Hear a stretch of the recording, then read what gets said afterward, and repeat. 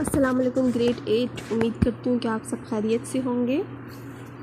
جیسے کہ ہم انسان کسی حال میں خوش نہیں رہتا، یہ سبق پڑھ چکے ہیں۔ اس کا ہم نے صفحہ نمبر 28 اور 29 کا ہم نے پڑھائی کی تھی۔ آج ہم صفحہ نمبر 30 پر پڑھیں گے کہ انسان کسی حال میں خوش نہیں رہتا کہ آگے جو ہے ہم کہاں تک پہنچے ہیں۔ جب تمام بنی آدم اپنے بوجھوں کا وبال سر سے اتار چکے تو میاں وہم کہ جب سے اب تک اس مصروفیت میں سرگرداں تھے، مجھے الگ کھڑے دیکھ کر سمجھے کہ یہ شخص خالی ہے۔ چنانچہ اس خیال سے میری طرف جھکے۔ ان کو اپنی طرف آتے دیکھ کر میرے حواس اڑ گئے، مگر انہوں نے جھٹ اپنا آئینہ سامنے کیا۔ مجھے اپنا منہ اس میں ایسا چھوٹا معلوم ہوا کہ بے اختیار چونک پڑا، برخلاف اس کے کہ بدن اور قد و قامت ایسا چوڑا چکلا نظر آیا کہ جی بیزار ہو گیا، اور ایسا گھبرایا کہ چہرے کو نقاب کی طرف اتار پھینکا، اور خاص خوش نصیبی اس بات کو سمجھا کہ اس شخص نے اپنے چہرے کو بڑا اور اپنے بدن کو ناموزوں سمجھ کر اتار پھینکا تھا۔ یہ چہرہ حقیقت میں بہت بڑا تھا، یہاں تک کہ فقط اس کی ناک میرے سارے چہرے کے برابر تھی۔ ہم اس انواع پر آفات پر غور سے نظر کر رہے تھے اور عالم ہیولائی کی ایک بات کو تاک کر دیکھ رہے تھے۔ جب سلطان افلاس کی دربار سے حکم پہنچا کہ اب ان سب کو اختیار ہے، جس طرح چاہیں اپنے اپنے رنج و تکلیف تبدیل کر لیں، اپنے اپنے بوجھ لے کر گھروں کو چلے جائیں۔ یہ سنتے ہی میاں وہم پھر مستعد ہوئے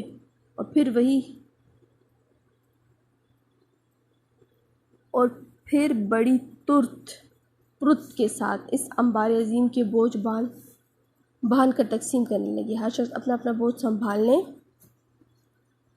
لگے، اور اس طرح کی ریل پھیل اور دھکم دھکائی ہوئی کہ بیان سے باہر ہے۔ چنانچہ اس وقت چند باتیں جو میں نے دیکھیں وہ بیان کرتا ہوں۔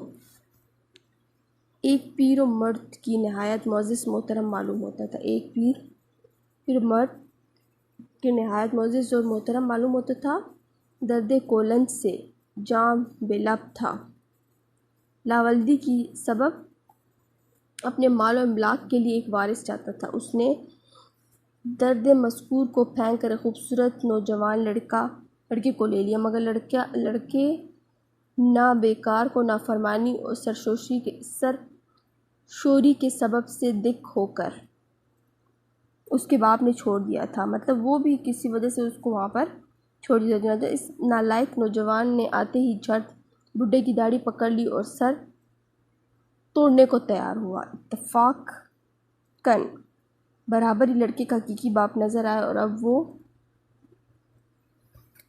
درد کولنج کے مارے لوٹنے لگا تھا۔ چنانچہ بڈھے نے اس سے کہا کہ برائے خدا میرا درد کولنج مجھے پھیر دیجیے اور لڑکا لے لیجیے، میرا پہلا عذاب اس سے 1000 درجہ بہتر ہے۔ مگر مشکل یہ ہوئی کہ یہ مبادلہ اب پھر نہ ہو سکتا تھا۔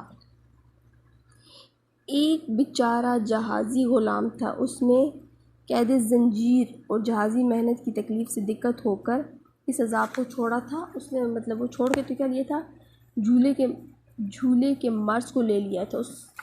اسے دیکھا کہ وہ قدم چل کر بیٹھ گیا اور سر پکڑ کر وہ سو رہا تھا۔ غرض اس طرح کئی شخص تھے کہ اپنی اپنی حالت میں گرفتار تھے اور اپنے اپنے کیے پر پچھتا رہے تھے۔ مثلاً کسی بیمار نے افلاس لے لیا تھا اور وہ اس سے ناراض تھا۔ کسی کو بھوک نہ لگتی تھی، اب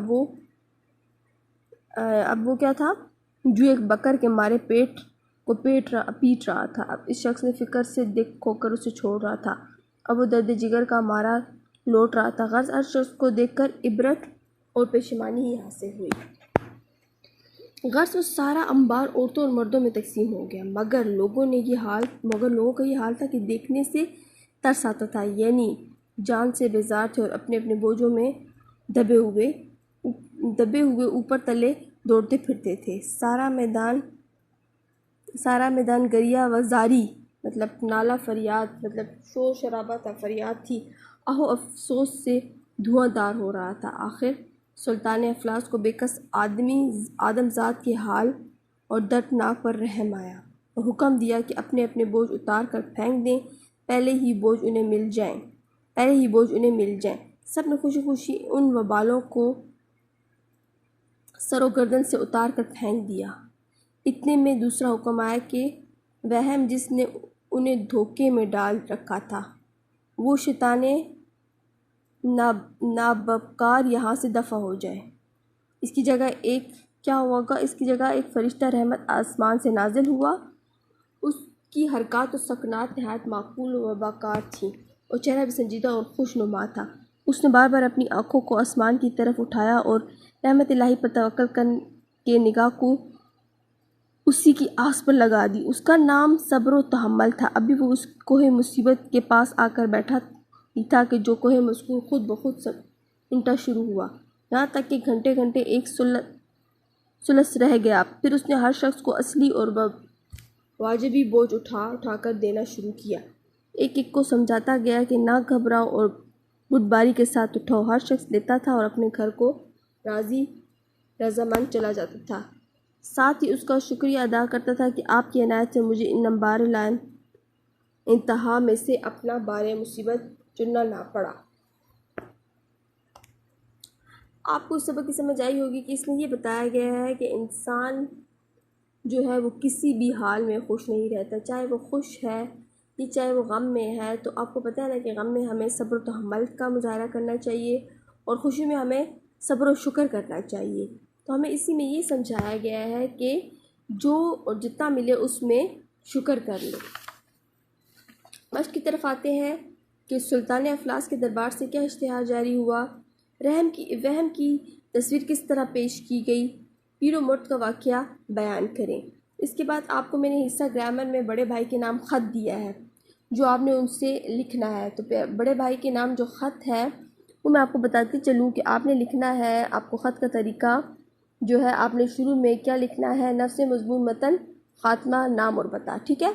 تو میرے پیارے بھائی جان خوش رہو، ہماری جماعت ہشتم کا نتیجہ آیا، میں نے اللہ کے فضل اور آپ کی دعاؤں سے نمایاں پوزیشن سے پاس ہو گیا۔ میں نے اپنی جماعت میں پہلی اور اسکول میں دوسری پوزیشن حاصل کی ہے۔ بھائی جان اب میں جماعت تاہم میں داخلہ لوں گا۔ نئی جماعت کے لیے کتابیں اور کاپیاں، 2 جوڑے جوتے اور یونیفارم بھی خرید دوں گا۔